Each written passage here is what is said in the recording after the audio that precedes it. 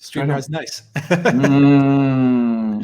All right, how's everyone doing out there? Thank you for joining us for another live. We've been doing a lot of these lately. Let us know in the comments if you like the fact that we're doing more lives. Let us know how you feel about that. But we have some big breaking news. Just came in a couple of hours ago. They were in talks for about 6 hours, 6 hours plus. Russian President Putin and Turkish President Erdogan. And they've come to an agreement. They've hammered out a deal with regards to Syria and Idlib. And they're going to calm down the tensions there, from what both leaders said at a press conference. Their foreign secretaries stated at a press conference. Alexander, we did a video on this yesterday. We posted it. And the comments were really good. Of course, we had a lot of people from Turkey who were a bit upset with some of our analysis. But, and of course, they say because you're Greek, you can't be objective. Yes, we are Greek, but we were objective and we nailed this story. You nailed this story specifically, Alexander. Bravo. You really, seriously, you really got this one, even down to the 6 kilometers that would be allowed for the Turkish military, for Erdogan to operate, correct? That's 6 kilometers. That's absolutely right. I mean, it was what was being floated. In fact, it's actually less apparently than he was offered initially. But let's just discuss what the mood music of today. Can I just say one more thing before you get started, because I think you have a lot to say. I also want to say that you also mentioned in your analysis, and I mentioned it as well, that Erdogan, given the fact that the U.S. has no appetite because of an election cycle, an important election cycle, to get involved in Syria, the EU is pretty much quiet. I mean, it's amazing how quiet Angela Merkel is on everything that's going on. It's absolutely breathtaking how quiet it is from Angela Merkel's side. It's really stunning. So Europe has also taken, a bit of a hands-off approach with regards to the conflict between Russia, Syria, and Turkey. Not with the migrants. That's a different story, which we can touch upon. But you have NATO, Europe, and the U.S. kind of saying, we don't want anything to do with this. We both said that Erdogan was being summoned to Moscow and he was looking for an off-ramp. Putin gave him that off-ramp, and he also gave Erdogan the breathing room to go back to Turkey and for domestic consumption, for domestic policies to come back and say, we got a deal. And so he saves face. That's all I wanted to say, just to give a broad picture as to what we said, how we analyzed it, because we were absolutely objective and we nailed this story, and you nailed this story, Alexander, and you really, really got this one right. Well, I agree. First of all, I mean, you said warm things, but I mean, it's absolutely true. And it wasn't just myself. It was, the Duran collectively. And that is because we take a realistic appraisal. We look at the facts and we analyze the facts and we pay attention to what people say. Now, let's start with the mood music, because this is a very interesting summit. As you correctly say, Putin summoned Erdogan to Moscow. He refused to go to Istanbul to meet with Erdogan. Erdogan wanted him to come to Istanbul. He wanted Merkel and Macron there. Merkel and Macron were prepared to come. Putin said absolutely not, no. So Putin invites him to Moscow. They have this meeting. Now, what was Erdogan originally demanding a few weeks ago when the Syrian army began this offensive in Idlib? He was demanding that the Syrian army withdraw to the Sochi lines, the lines that back, in other words, to where it was before it began its offensive. So he wanted them to give up the cities of Sarakib, to surrender control of the M5 and M4 highways, to return to a jihadi control all of the areas in southern Idlib that they'd occupied. He wanted, in other words, to go back to where the whole situation was at the end of last year. Now, what has he actually achieved? What has happened? He threatened, let's remember this, he threatened to send the Turkish army to drive the Syrian army back to its starting lines if the Syrian army didn't withdraw at the end of February. Now, what has actually happened? We have a ceasefire. The Syrian army retains all its gains. It retains control of Sarakib. It retains control of the M5 highway. This is the highway that links the city of Aleppo in northwest Syria, Syria's biggest city, with central Syria, where the core of Syria. So it lifts the siege of Aleppo finally and conclusively. It regains control of these large territories of southern Idlib, which it has occupied. So the Idlib zone has been reduced by around half. And the Turkish military, what have they got? They've got this 6-kilometer buffer zone, which, note, they have to patrol alongside the Russian army. So the Russians are going to enter this buffer zone. And in this buffer zone, there is the M4 highway, the other big highway linking Aleppo with central Syria. And that's now going to be patrolled by the Russian military. It is impossible to see this as anything other than a major retreat by Erdogan, compared with the situation that existed at the start of this year, and compared with what he was demanding a few weeks ago. And how has this happened? Well, first of all, the Syrian army launched this offensive. Erdogan then did launch a counteroffensive. He deployed his drones, his artillery, his troops. They carried out various strikes against the Syrian army. The Syrian army did suffer some losses. The Russian Air Force then went back into operation. There have been lots of Turkish soldiers killed. Turkish drones, which were used to carry out strikes on Syrian military positions, have been shot down in large numbers, at least 10 in the last few days. And we have seen that the Turkish counterattack has been completely thrown back at every front.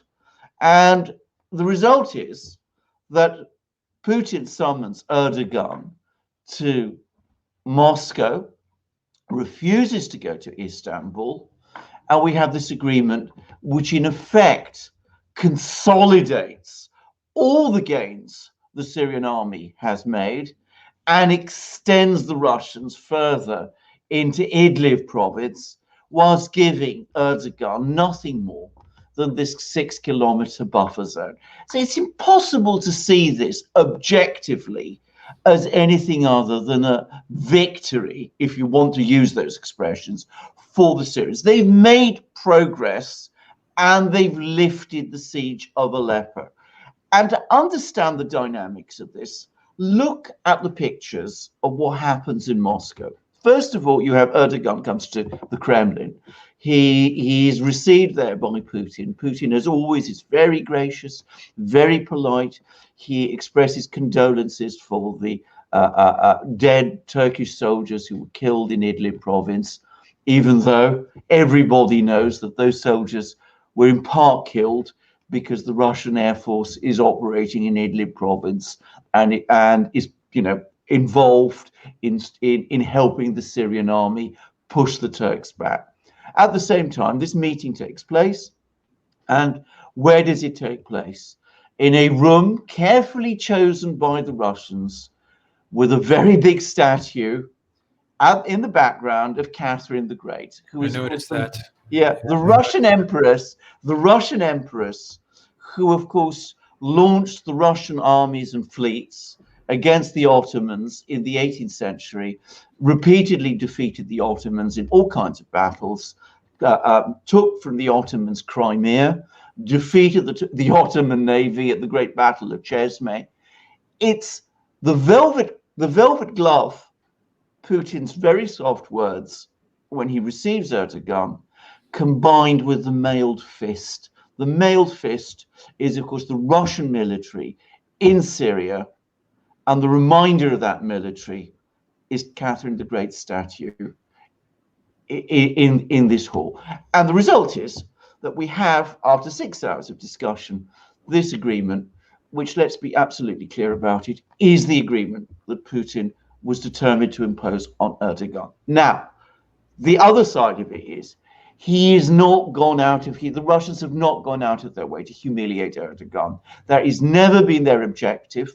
They want to incrementally move the situation forward. They don't want to humiliate Erdogan. They don't want to jeopardize his position in Turkey itself, because he's the person they deal with.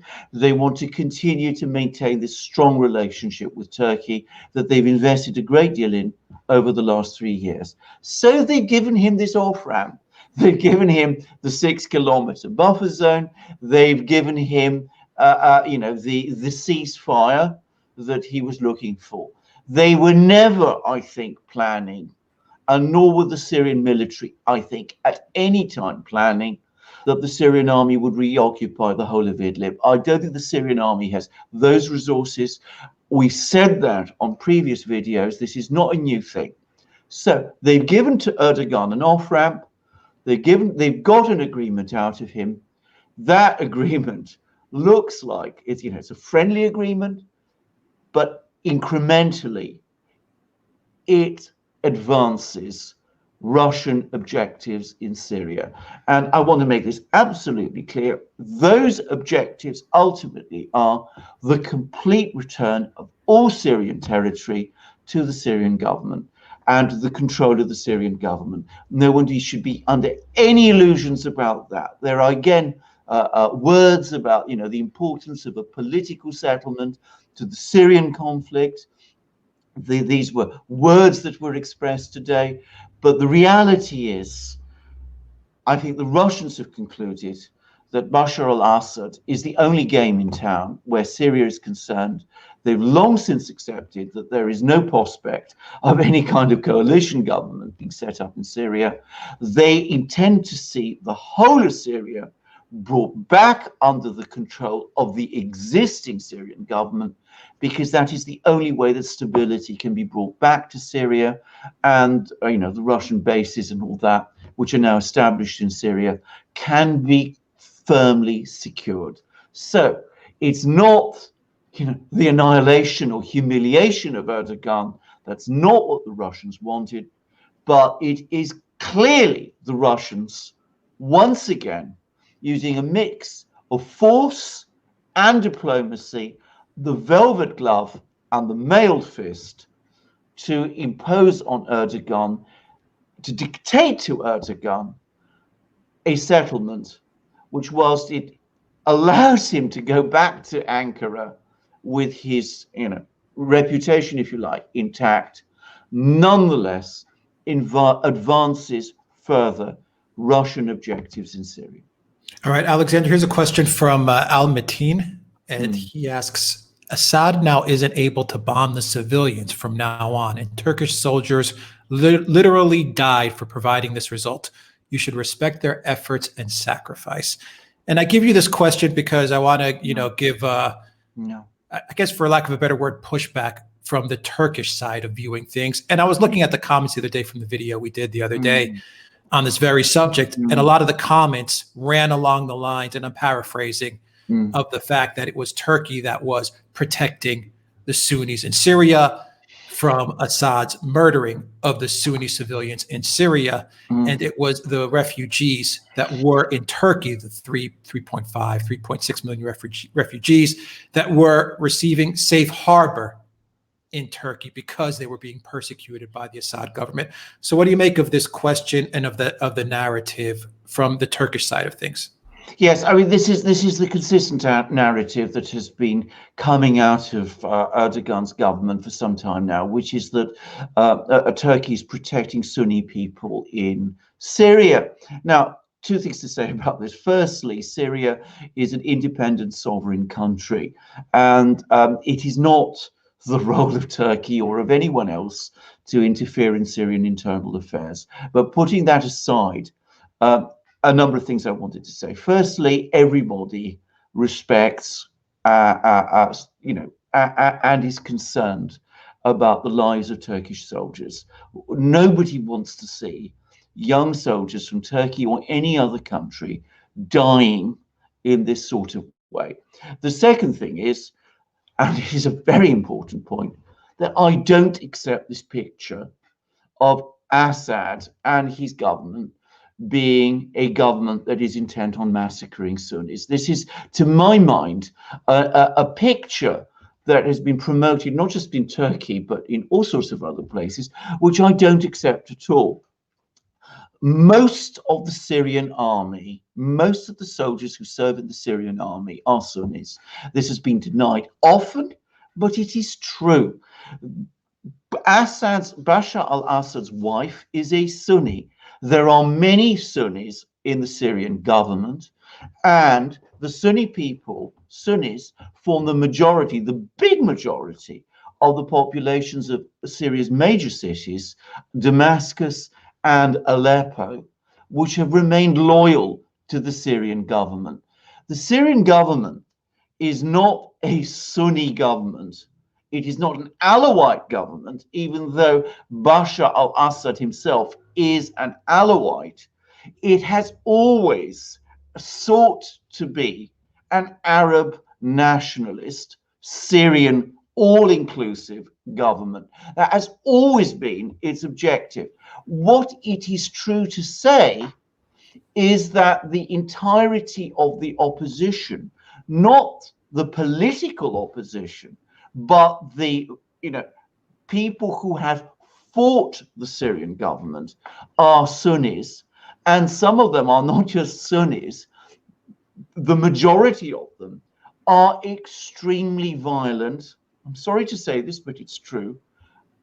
Takfiri, Al-Qaeda aligned, extremist Sunnis with very, very dangerous sectarian agendas. ISIS is, of course, a case in point. So is Al-Qaeda. And if you look at Idlib, the dominant political, the dominant political force in Idlib, the one which has been leading, if you like, the battle there against Syria's government, is Al-Qaeda through this latest group, HTS as it calls it, so I use the initials. And of course it is a sectarian, Sunni, terrorist group, recognized as such by the United Nations and indeed by Turkey itself.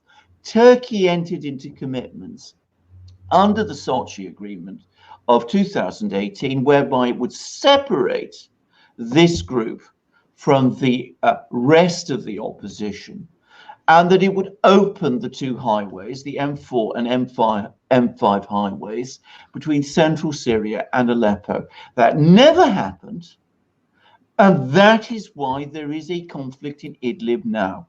It is because the terrorist groups operate there.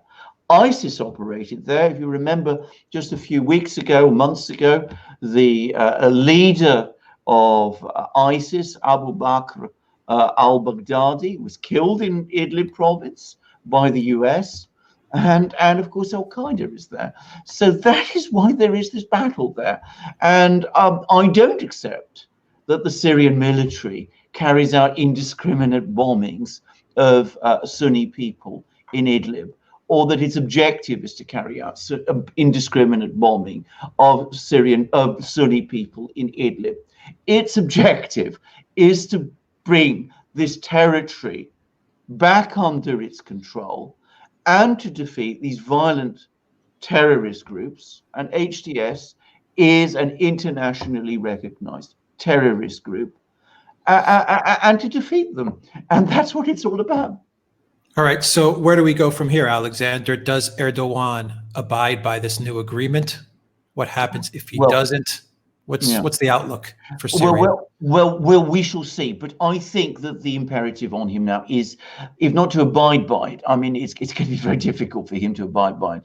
At least to try. Why is it going to be difficult? Well, because when you're dealing with groups like Al-Qaeda, I mean, Al-Qaeda is not part of this agreement. Al-Qaeda will never be part to any party to any agreement between Russia and Turkey, or between Turkey and Syria, or between any of these major parties, because, as I said before, it's a terrorist group, and it is very, very committed to fighting the Syrian government in pursuit of its sectarian agenda, and indeed Russia. So it will not abide by this agreement in any shape or form. Can I say something then there, Alexander? Yeah. Why doesn't then Erdogan just realize that it's game over and it's time for him to cut Al-Qaeda loose? Well, this is where I think this is now going to start. For him to take them out. This is where it's going to start heading, because what we saw was an attempted Turkish military intervention in Idlib province, and that hasn't worked.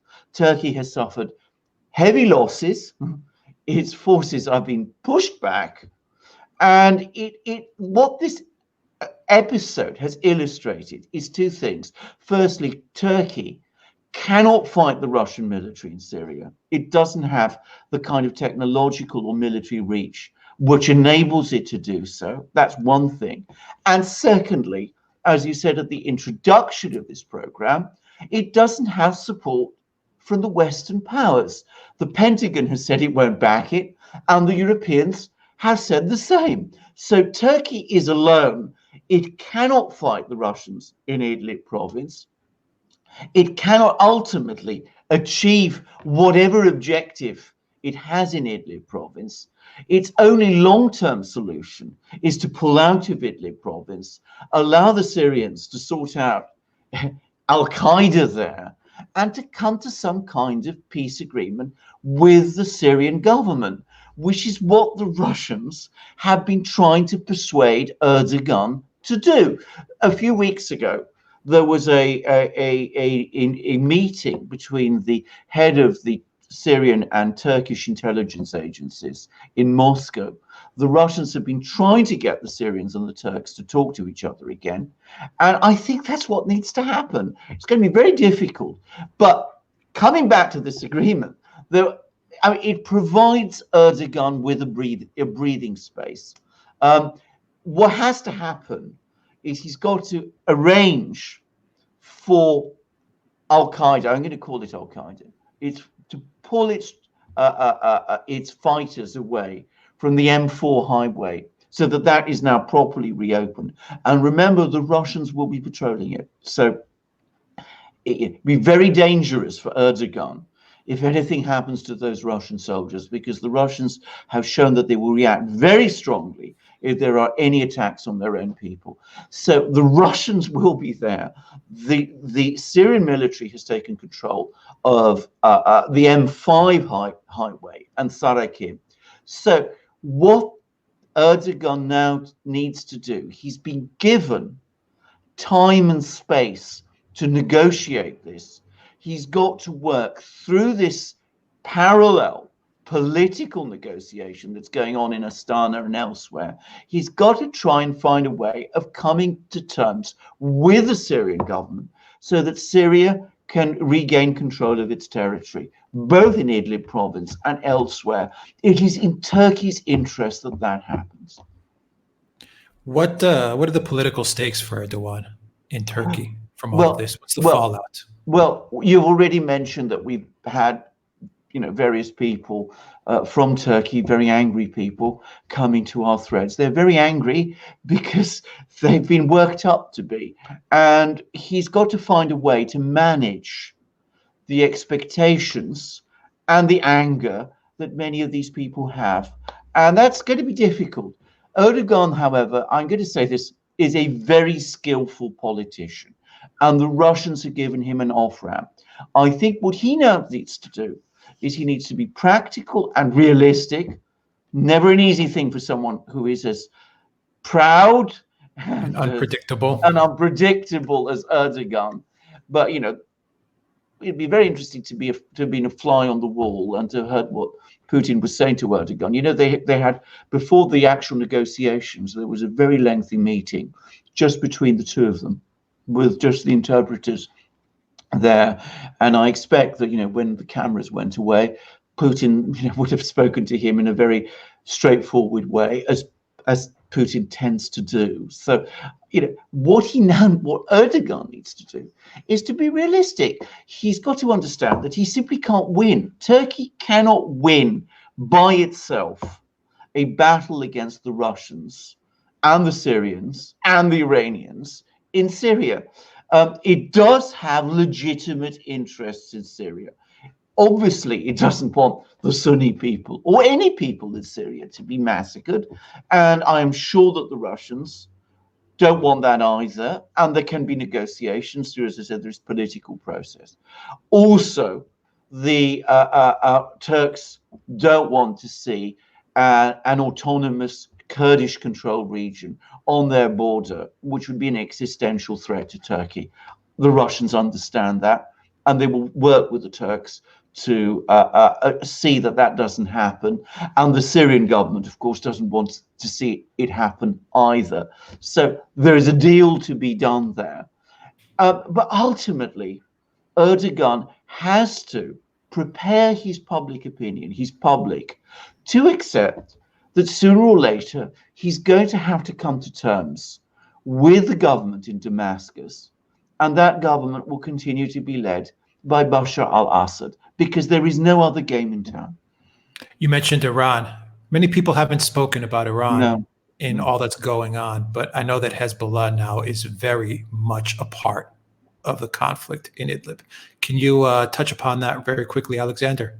Indeed. I mean, one of the things that happened was that, of course, after the very ill-starred and unsuccessful Turkish offensive, which did, however, cause some initial losses to the Syrian military, the Syrians redeployed some of their best troops to Idlib, but they also called in their friends. And so their friends were, of course, some of their friends were Hezbollah, which is this very well organized and militarily effective Lebanese militia. And of course, it's well known that Hezbollah is very closely connected with Iran. And Iran is clearly a player, not perhaps very obviously or publicly, but it is clearly a player in Idlib province. It has been a consistent supporter of the Syrian government throughout this conflict. It provides Syria with oil, it provides the Syrian military with troops, it provides the Syrian military with intelligence, and it arranges for Shia militia groups to go to Syria and fight groups like Al-Qaeda and ISIS there. So Iran is a major player, maybe not as visible as Russia, but it is certainly there in Syria, and is there all the time, and is clearly a country, a force in Syria to be bargained with. Now, to take into account. Now, bear in mind, Erdogan has good relations with Iran. The Iranians backed Erdogan at the time of the 2016 coup. They were, in fact, the single most outspoken government in support of Erdogan at the time of the coup. Does Erdogan really want to jeopardize all these relationships with countries like Russia and Iran, which have been friendly to Turkey in recent years, in order to pursue a quest in Idlib, which is unachievable? He can achieve all of Turkey's vital interests: protection of the Sunni people, if that's a problem, the end of the end of any threat of a semi-autonomous or semi-independent Kurdish fiefdom. He can achieve all of these objectives if he acts diplomatically and pragmatically. If he picks a fight with the Russians in Syria, he will lose. And the US and the Europeans have shown that they will not come to his rescue. And if he loses, he will jeopardize his own position in Turkey. And of course, coming back to this question from one of our viewers, lots of young Turkish people will be killed to no useful purpose. Yeah. And going back now to the meeting and the outcome, now that we understand what's going on between Putin and Erdogan, what does Erdogan do with the standpoint of sending the migrants through to Greece and trying to get them into the EU? Does he reassess that strategy as well now? How do you game plan that out? I think he should. I mean, that has backfired on him. What he tried to do was he tried to use the movement of all these migrants into Europe in order to leverage support from the Europeans. And what has happened is that instead of making the Europeans come to his rescue, as I think he hoped it would, it has angered them. I mean, there have been some absolutely awful articles about him. I think I sent you some from newspapers like the Daily Telegraph, the Times, and the Financial Times. And that's in Britain, which isn't directly affected by this migrant flow. As I understand it, in Germany and France, people are furious there. And they're not just furious in Greece, which is on the front line. They are absolutely enraged there. So he has not gained leverage over the Europeans through this device. He has antagonized the Europeans. So he needs to stop this attempt to try and push migrants into Europe. He's got to come to terms with the Europeans by abiding with his agreement. But what he needs to do, because it's quite true that Turkey is bearing an enormous burden by holding on to these migrants, what he needs to do is to create conditions in Syria which will allow those people to go back. That means ending the war, accepting, as I said, a Syria, a stable Syria within its borders. And it also means a peace deal with the Syrian government, which, as I said, will have to be led by Bashar al-Assad, because there is no other game in town. And that also means bringing in the Europeans, getting them to accept this agreement so that the Europeans can be part of the reconstruction of Syria, which is the way to bring this whole migrant crisis to an end. Now, that requires great statesmanship on Erdogan's part. He's not always shown it, and that's putting it mildly. Maybe he isn't able to show it, but in his own interests and in Turkey's interests, and by the way, I want to take strong, I want to make it very clear, because I gather there's some people who said, we're Greeks, we have some kind of, which we absolutely are. But from my part, objectively. We call it objectively and realistically, and on my part, certainly there is no anti-Turkish animus at all. I want to make this very clear, and I'm sure I speak for Alex also. I mean, I've been to Turkey. I like Istanbul. This isn't. We are. What we're pointing out are things Turkey needs to do in its own interests. It is in their interests in Turkey that there is a stable Syria. It is in our interests in Greece and in Cyprus and in everywhere in the region that there is a stable Syria, so that we all have peace. The Europeans don't get the migrants. There is no war in Syria. Sunni people there aren't endangered. Kurdish people there aren't endangered. And Syria has peaceful neighbors with whom it can build good, friendly relations, as not so long ago it had. So that is the line, that is the policy that Erdogan needs to follow, for in Turkey's interests and in the interests of all the people of the region. Yeah, and I could tell you from the standpoint of being in Greece that I've never seen Greeks more united on a single issue than I've seen with these migrants being pushed towards the border. That's never exactly in my life. I don't think I've talked to one Greek person that has said, let them through. Absolutely. No, Not one. I haven't heard anybody say that either. I mean, well, actually, I want to correct that. There is one person who I think has said this. I read an article by, surprise, surprise, Yanis Varoufakis in The Guardian, who seemed to be, but it is people like that who are very unrepresentative of a Greek opinion. I mean, the tiny, extreme liberal element, who are totally not representative of what most Greek people think, who speak in this way. Yeah, I agree with you there. I mean, the migrant push is completely backfired. Absolutely.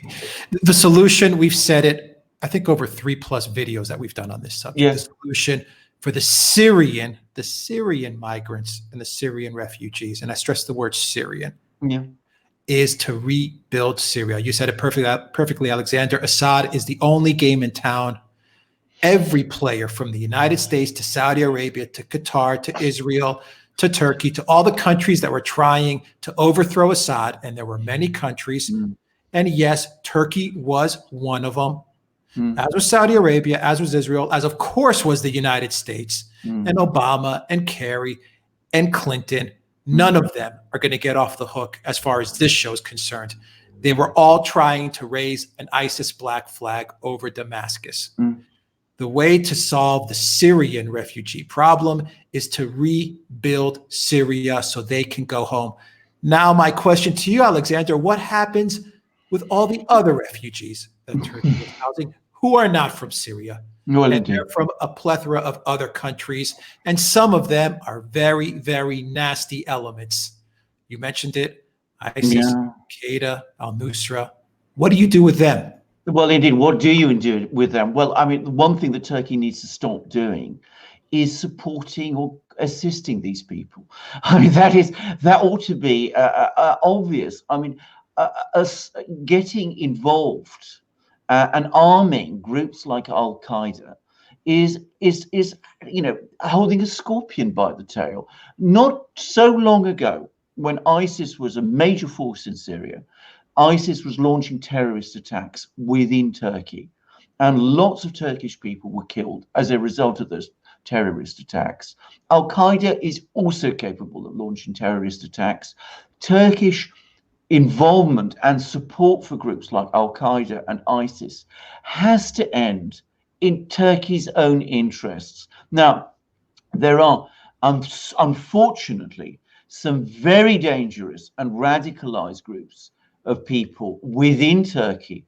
They need to be isolated, and they need to be dealt with in the way that all terrorists and potential terrorists have to be dealt with, through proper operation of law and enforcement agencies. And I think if Turkey asks for help, she will get it. Turkey will get it. I think nobody wants to see these people running amok and proving dangerous in the way that they have been.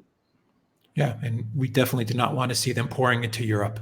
That's absolutely for damn sure. And they won't get into Europe. Absolutely not. And if Greece lets them into Europe, and I'm going to say it now, if the Mitsotakis government lets them into Europe, the Mitsotakis government will collapse. Absolutely. They cannot let these elements in. No question about it. So, by the way, with the Merkel government, if they went to Germany, and the Macron government, if they found the way to France, and every European government would find itself in severe crisis if they find themselves in this kind of situation. But as I said, there aren't, of course, I mean, there are people from all over, lots of places in Turkey. I mean, there's people from Afghanistan, there's people from Pakistan. All of these are war zones. And the wars in these places have to end. And I'm going to say something else. Of course, we've been talking about what Turkey must do. European Union must sort out its own immigration and border policies. They are a disaster. They are an absolute disaster. And Turkey is entirely justified in feeling that it has had to pay the burden of the fact that the Europeans have run this utterly chaotic and completely disorganized border policies, which are attracting people who think they can come to Europe, are coming to Europe in many cases. I mean, that's my question to you. That was my next question as we wrap up before we go to Super Chats. And Spartan Warrior Queen, thank you once again for moderating. You are the absolute best. Please get in touch with me. I want to thank you personally, Spartan Warrior Queen. Alexander, you read my mind. The person that is responsible for the migrant mess in Europe is silent. She's in hiding. Pathetic, absolutely pathetic, Angela Merkel. Well, absolutely disgraceful. She created this entire mess. She went to Ankara. She paid off Erdogan. She told all the migrants to come right on into Europe. And now, at the time of a major crisis going on in Syria, between Turkey, between Russia, migrants trying to pour into Greece, into Bulgaria, she is absolutely silent. What do you make of that? Wrap it She's up, Alexander. well, she's invisible, and I mean it's a total abdication of leadership. Now, I mean, people who follow our programs know perfectly well what I think of Merkel. I think that she is somebody who's completely discredited and is doing immense damage. I think she's doing harm to Germany. She's doing harm to Europe, and as you correctly say, she is the person who bears responsibility for this mess. What she needs to do, since she cannot lead, this is what we've seen over this episode, since she cannot lead, she must go. I read an article, finally, in the Financial Times, by the way, which is up to now being constantly singing Merkel's praises, which finally accepted that she has to go, not over the specific crisis, by the way, but because of the situation in Germany itself. But she must go, and we have to have, from Europe's most powerful country, the EU's most powerful country, we have to have leadership, finally, on this issue. And that has to be realistic leadership. And by the way, that means that whoever emerges as Chancellor in Germany, if in order to stabilize this whole situation, needs to speak to the country which is actually the most powerful country in Europe and which holds the key to stabilizing Syria, which is Russia. So all of these things are connected, but it's not rocket science.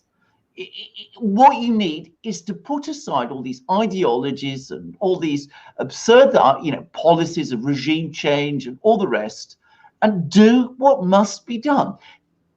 Erdogan must start acting practically and realistically in Turkey's interests. Well, I say must, should perhaps, and it'll be a challenge for him to do that. But he at least is master of his own house in Turkey. And Europe, and Germany in particular, should start to lead effectively. And that means, I'm afraid, that the person who's shown that she is unable to lead, who is Angela Merkel, must go. Until then, you have Kurz, Salvini, Orban, these people who have stepped up and kind of taken a leadership role, correct? Yes, yeah, absolutely. Of course, Kurz really stepped up. Absolutely, and to some extent they can lead. I mean, but what you need to have is a German chancellor, who picks up the phone to Mitsotakis in Greece and says, "We're with you all the way." That's not what Merkel has done. And he, goes along and says, to Erdogan, picks up the phone to Erdogan and says to him, "This is completely unacceptable. We cannot have this.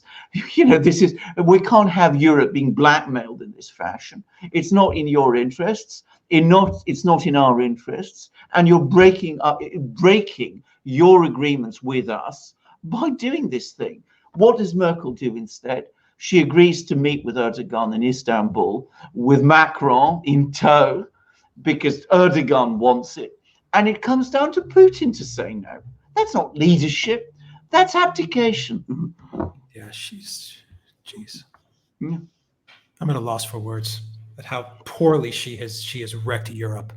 Yes. How poorly she's wrecked Greece, yes. and Cyprus and Italy and Portugal and the UK, and you name it. She's wrecked it all. Yes, yes. It's getting, dare I say it? I mean, we are. And she doesn't leave. She doesn't leave. And as I said, this is a. We have in Greece this word stasis, where everything is at a complete impasse and things are just deteriorating. And I'm sorry to sort of bring up our language, but this is what we have.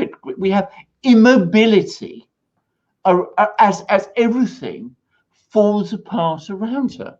And if she doesn't go soon, we will be very quickly past the point of no return. Now, many people will want that, no doubt. Many people want to see the European Union break up. I've no doubt about that. But,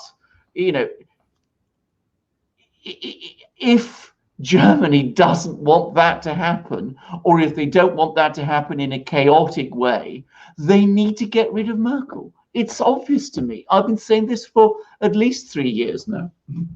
All right. Let's get to the super chats. Alexander. Let's see here. Thank you to everyone who's joined us on this live stream. From Sparky, I have a feeling that there'll be a regime change in Turkey long before there'll be regime change in Syria.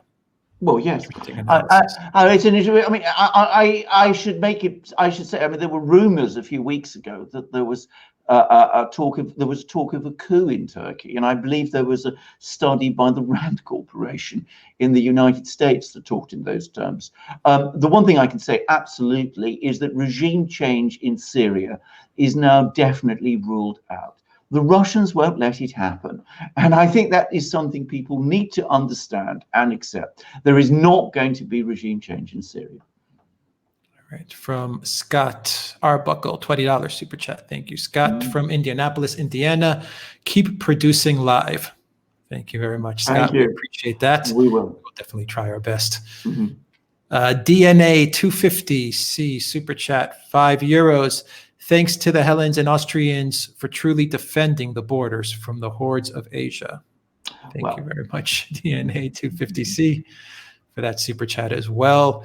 I mean, Greece can't absorb any more people. No, impossible. It's 10 million people.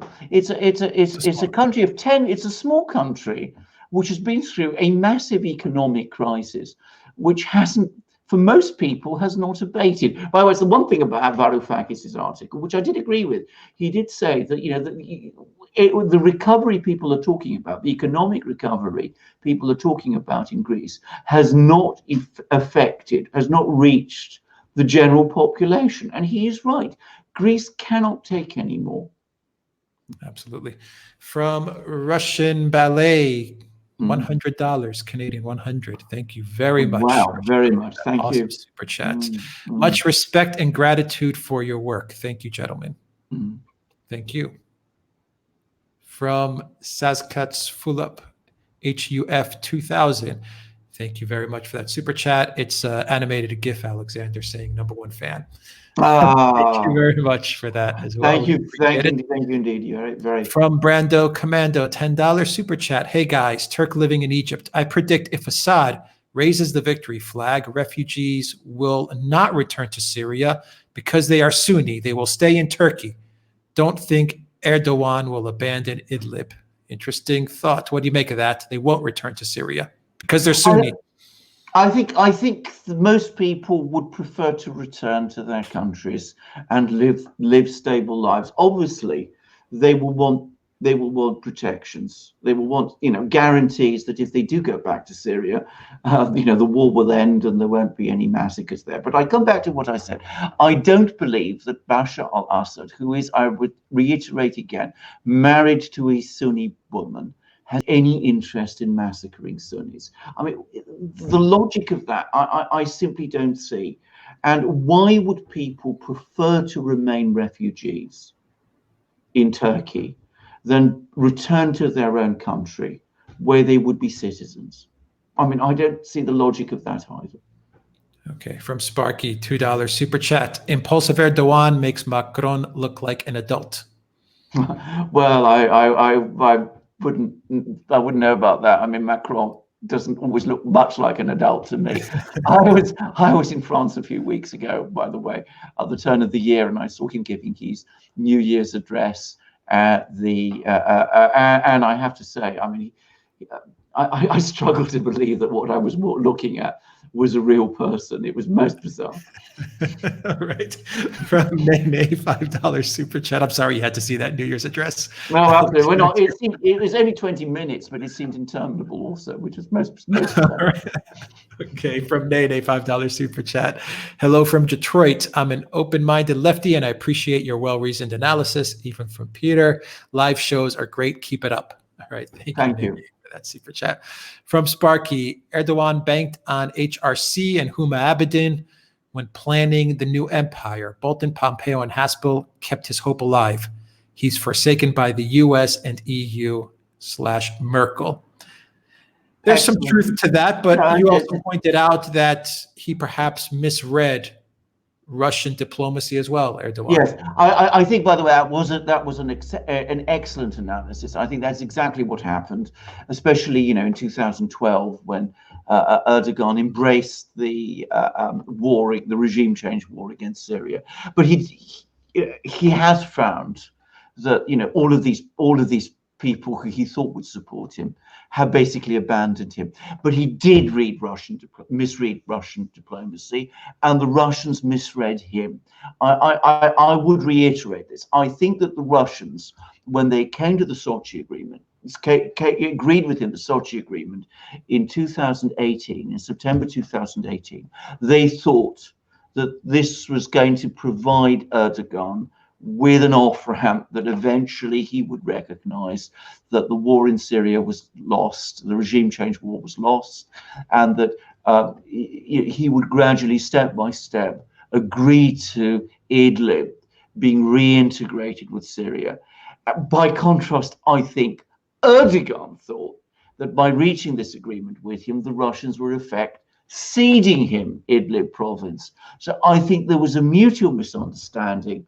And we saw it all come to a pitch this year when the Syrian army marched into Idlib, which Erdogan clearly had not expected.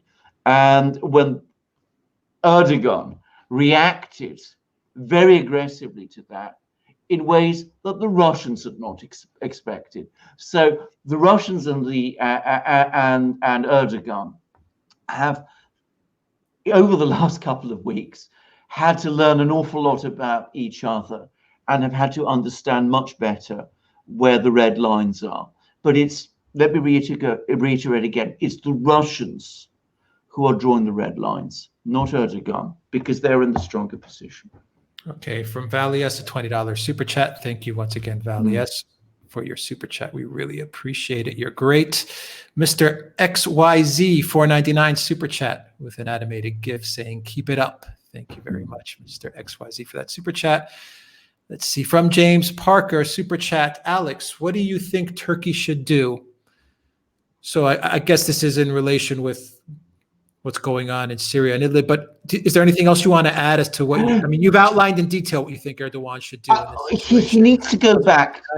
Yes, he needs to go back to the foreign policy he originally had, which was, a good neighbor foreign policy. I mean, he got along with Assad in the past. He got along very well with Assad. He got along with Iran. He went out of his way not to make enemies of people, but to make friends. And can I say everybody, because Turkey's a big country, it's a country with immense potential. Everybody wants to see a Turkey that is a friend. And what he's done instead is he's pursued this very grandiose foreign policy of trying, to extend Turkish influence to Libya. But what are Turkey's actual interests in Libya? I can't see any. And again, he's getting involved with all sorts of dangerous people there. He's got himself involved in this war in Syria. He's had prickly relations with Iran now over, which wanted to be friends with him. He's put at risk his relations with Russia. He's got with the US. He needs to go back to doing what he used to do at one time, which is seek good relations with everybody. And if I may say, it was also Kemal Atatürk's policy, Mustafa Kemal Atatürk. He used to talk about peace at home and peace abroad. And Turkey advanced considerably under that policy, which was the policy that Atatürk used to follow. Okay, from Robert Carr, a £5 super chat. Thank you, Robert, for that super chat as well. We really appreciate it. And from Firapan90, SEK100, greetings from a fellow Greek. How big is the chance of Turkey actually declaring war with Greece? He's threatening Greece all the time and flying over Greek airspace multiple times each month. I think if he does anything like that, it'll be the end of Erdogan. That's what I think. I mean, I think that the United States and Russia would, but especially the United States, with which Greece is now very tightly aligned, would react with complete hostility to any such move. I think Erdogan does have a sufficient grasp of reality and of the needs for his own survival not to go down those extreme paths. The problem, I don't think, is that he would declare war on Greece. It's that he will continue to chip away, and he'll send, ships into Greek waters, try to sort of declare these impossibly grandiose, maritime zones, boundaries, interfere in gas projects, all of those kind of things. So instead of war, I think that the risk is constant tension, which always has the risk of flare-ups. So not all out war, but conceivably armed clashes, and that would not be good at all, and that would be bad for Turkey. Of course, it would be bad for Greece also. But Greece has friends. At this moment, Turkey doesn't have that many friends. Okay, from Global Citizen, €5 super chat. Coronavirus is the pin that bursts the EU bubble. Getting rid of Merkel will only prolong the inevitable, the fall of the euro. Well, getting rid of Merkel will prolong the inevitable. Well, indeed. Well, I have to say this. I mean, this is my own personal view. I think the euro is a completely misconstructed currency. And I agree. I think the euro, I mean, I don't think the euro is in the long term sustainable either. This is a huge subject for another program. But can I just say, I am very glad that you brought up the coronavirus issue, because, of course, at a time when the coronavirus is spreading, not just in Iran, but apparently elsewhere in the Middle East, that is another very compelling reason why the Europeans and the Greeks do not want to see millions of people from the Middle East flooding into Greece and into the rest of Europe, bringing the coronavirus with them. So there are all of these big issues there, and the coronavirus is a major crisis. And by the way, you're also absolutely right that the Europeans are, again, it's the same chaotic response to the coronavirus that we're seeing to the whole migrant issue. Defending the free movement of people in Europe at precisely the moment when you want to restrict free movement makes no sense. Not a good idea. Not a good idea. All right. From Greg Wilson, a $20 super chat. Please check Anya Parinfil, Red Line's interview of Tehran University professor Mohammad Marandi, who just returned from Syria, analysis and history of Syrian war. Well, we'll certainly do. We mentioned Iran and the role that they play, which is very underreported. Very underreported, even though it's been absolutely crucial. I mean, Iran was there in Syria before the Russians came. And maybe they didn't have the decisive role that the Russians have, but they have had a major role. They were invited. They were invited, absolutely. I mean, they were. As was Russia. Many people always fail to mention that. Absolutely, and the Russians have been careful to point this out to Erdogan, that the Russians have a request to be in Syria from the legitimate Syrian government. Turkey doesn't.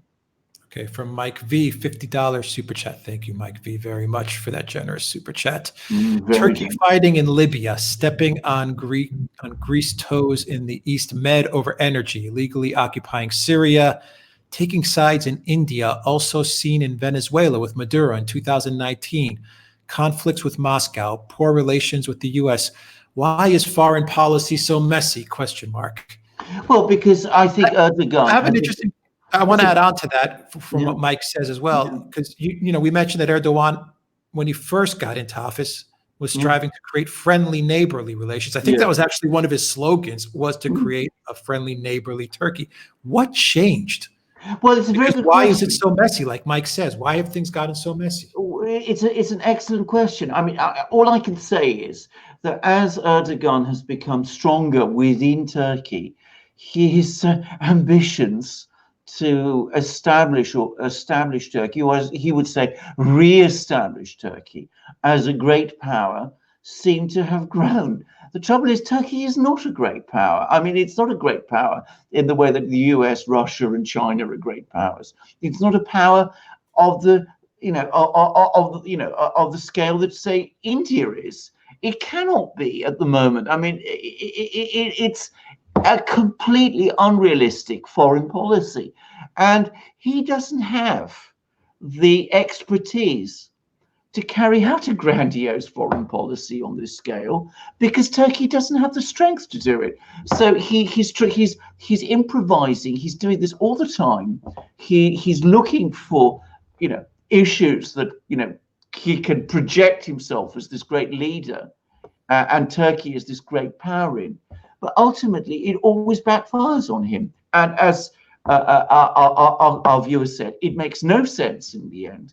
And it's only annoying people and making Turkey enemies at a time when Turkey needs most of all friends and peace, so that he can build up its economy, as it was successfully doing in the first, at the beginning of Erdogan's rule. Do you think the coup had an effect on him? That failed. Yes, coup? I think it did. I think two things did. I mean, firstly, I think the Syrian war did, actually. I think that he developed this idea around 2012, 2013, that he could somehow establish within Syria a kind of client regime there, and this made him think that he could achieve some kind of great geopolitical objective. And I think as that failed, as that became increasingly looked like it would fail, he has somehow tried to compensate for this psychologically, if you like, by being more grandiose in other things. But I think the coup also did have an effect, because of course it was a shock. I don't think he thought that he was vulnerable in that kind of a way. And I think, again, he's tried to compensate by presenting himself as this larger than life figure to the world and to the people of Turkey. It's also important to say that the Turkish military before the coup was a check on him, and after the coup that check basically went away, because the military no longer is in a position essentially to stand up to him. So all of these things came together. But whatever the cause, and what we don't know the whole inside story, whatever the cause, it's a very, very dangerous foreign policy. And in Turkey's interests, he needs to moderate it and bring it to a stop, because it's not doing Turkey any good. And I agree with, even on subjects where I happen to agree with Erdogan, such as Venezuela. I mean, I don't think the United States should be promoting regime change in Venezuela. Why does Turkey want to be involved in Venezuela? It's the halfway, the other end of the world. Yeah. He doesn't have Turkey doesn't have the reach to influence what goes on there. So all he achieves by talking in that way is he annoys Donald Trump. He angers the U.S. He angers the U.S. Doesn't make any sense. It makes no sense. All right, from Flying Boar, $5 super chat. Erdogan angers U.S., EU, Russia, China, and now he's flaring up with India, with Kashmir. Yes, yes. Well, why does he have to be involved in Kashmir? I mean, it doesn't make any kind of sense to me. I mean, I understand that there are problems, there are tensions between the Modi government and Muslims, and there's lots of things one could say about Kashmir. But what could Turkey realistically do to change the situation in Kashmir? What can Turkey realistically do with the Uyghurs in China? The Chinese bailed Erdogan out last summer when the Turkish lira was collapsing. Does he really want to anger them by mixing himself up with China's affairs with the Uyghurs? Does he really want to annoy Modi and the Indian government by mixing himself up with Kashmir? Does he really want to annoy the Russians and Putin by going to Ukraine and going to Crimea and saying all those things about Crimea and that stuff that he did just, what was it, 2 months ago or a month and a half? Why do that? Why do that? Why does he have these people who are his political allies in Ankara saying that Russia can't afford a war with Turkey, because if that happens, all the Sunni people in Russia will rise up against the Russians. They're not going to do that for Turkey. I mean, any idea that the Tatars or the Chechens will fight for Turkey against the Russians is crazy. But it does upset people in Moscow. So why do it? Why do those things? It doesn't make any kind of sense. It's not realistic, and it doesn't help Turkey. It doesn't achieve anything. Yeah, gains him nothing. Gains him nothing. From Robert Carr, £2 super chat: is the coronavirus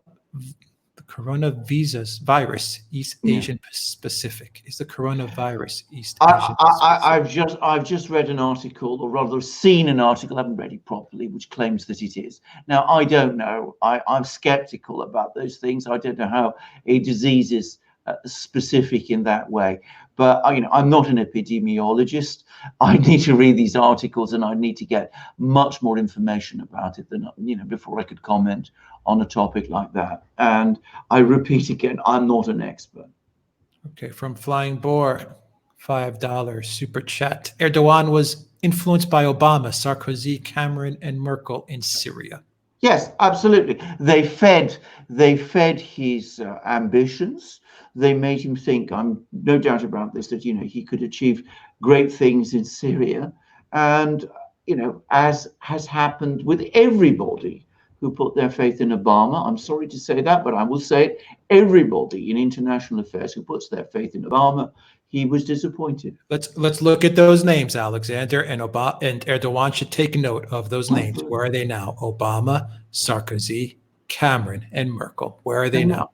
Where indeed? Where are they now? All of them are gone, and Merkel, except Merkel, who's essentially God, who's essentially she's clinging on and wreaking disaster, wreaking havoc all around her, and she is not supporting Erdogan in this quarrel. Yeah, from Gary. At least from Putin, Erdogan gets it straight. That's right. From Gary Fraser, thanks again from Canada. That's a $20 super chat. Thank you very much, Gary, for that super chat. From Global Citizen, €5 super chat: what's next for Russia after Syria? Patching up the relationship with the EU? Question. Well, we will see. I think what the Russians always do in these situations is that they make their very strong play, and then they wait, and they're very good at waiting. And of course, they don't just wait. I mean, they make their points, and they build up their economy, and they do those things. But if you want me to say which foreign country is most important to the Russians, by far, which issue is Ukraine. I mean, that is the issue that if you talk to ordinary Russians, is the one they care about. Obviously, their great strategic relationship now is with China. They will want to have good relations with Germany also, but ultimately it is the Ukraine issue that they want to see resolved. Yeah, no doubt about that. Flying Boar, $5 super chat: Erdogan wants to be the face of Muslims around the world, including the Middle East, Pakistan, and India. Yes, indeed. And of course, that he can't, because as a Turkey can't fulfill that role. I mean, the Ottoman Empire, once upon a time, could. I mean, Turkey doesn't have that position of power that it once did. So it's foolish of Erdogan to think that he can. And of course, by the way, the other thing to say is that, of course, this kind of policy annoys some of the other Sunni states. I mean, the Saudis, who have similar ambitions, to lead the Sunni world, similar, I should say, grandiose ambitions, are antagonized by, and relations between Saudi Arabia and Turkey are now very bad. Another country that has bad relations with Turkey. Okay, from James Parker, £5 super chat: what do you guys think of Boris Johnson? I think he's a very, very clever politician. I am not yet convinced he's a very good prime minister. to put it in a word, I mean, he's been very, very clever at both achieving power as becoming prime minister and at getting Brexit done. We've got to say that. I mean, he was the person who did it. No one else was doing it. He actually did it.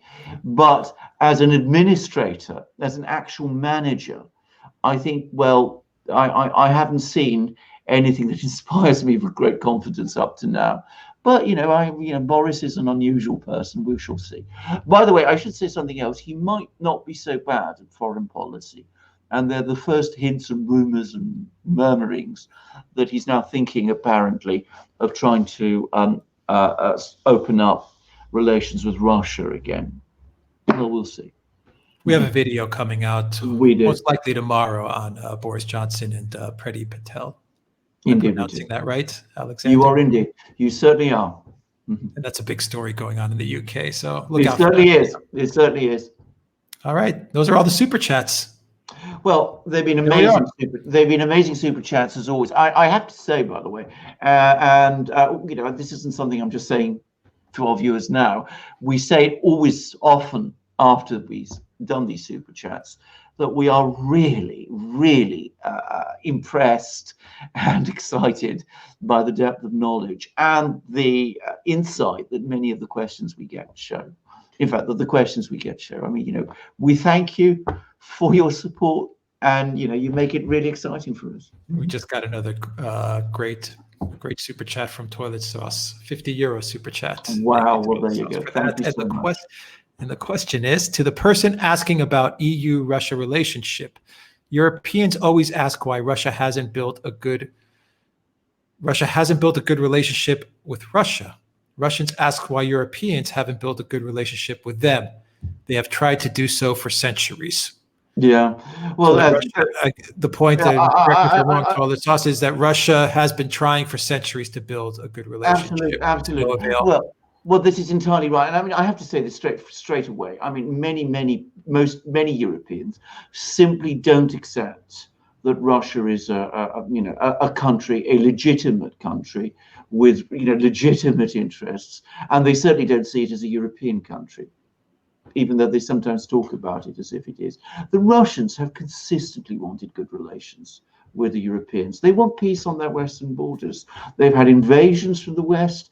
They've suffered devastating losses as a result of those invasions.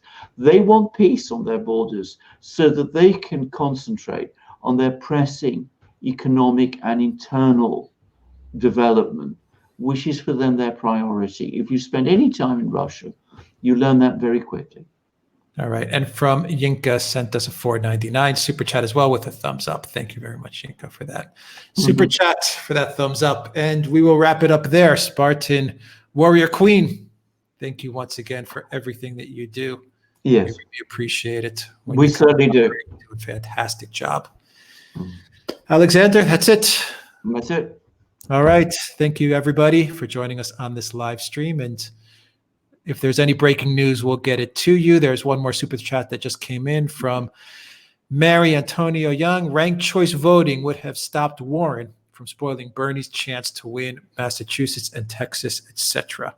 I think that's probably true. We will need to discuss all this in great. We should do a video on that, but my standpoint on Bernie has been and remains that he blew it. He had it in 2016. Yes. And he blew it.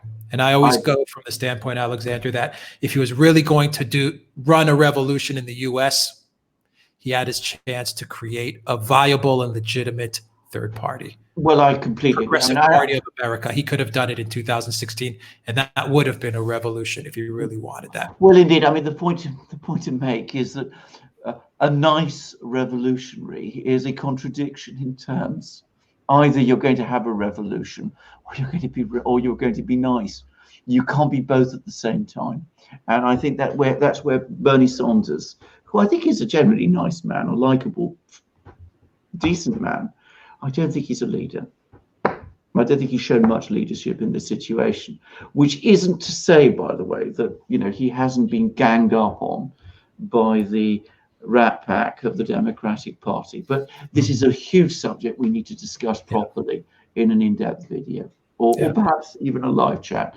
But in that, I think we need to go into detail, and perhaps Peter Lavelle, our colleague, who is very much on the ball with in American internal politics will have much to say.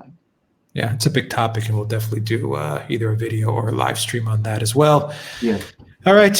Alexander Mercouris in London, the Oracle of London. Great analysis, great live show. Thank you very much, Alexander. And to everyone that watched this live stream, thank you very much. Spartan Warrior Queen, thank you very much. Once again, thank you very much. Duran Shop, pick up some merchandise. PayPal, Patreon, subscribe, star. Indeed, we have just as we're talking about foreign policy. Well, the mug, the magic mug, Alex has there has the double-headed eagle of the Russian Federation. You'll find it.